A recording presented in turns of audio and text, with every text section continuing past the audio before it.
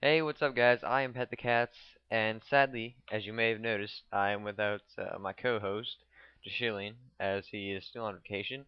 I'll get to that in a second, but this is a short video to let everyone know what's been up with Gamers Exposed here. Me and Schilling, have been on a vacation together with our families, and we've managed to see all the sights in New York as well as make it to a Yankees game, which this particular video is over. And for any fans out there, go Yankees.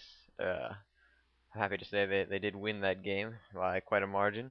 This was supposed to be A-Rod's 600th home run, but sadly it did not happen for us. You can see some of the attempts in this video right here.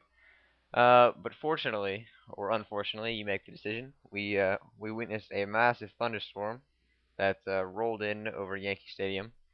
And that'd be the reasoning for the title of this video here. But you have to check out this thunderstorm right here because it is, when I say massive, it was very large. And without further ado, please enjoy the video.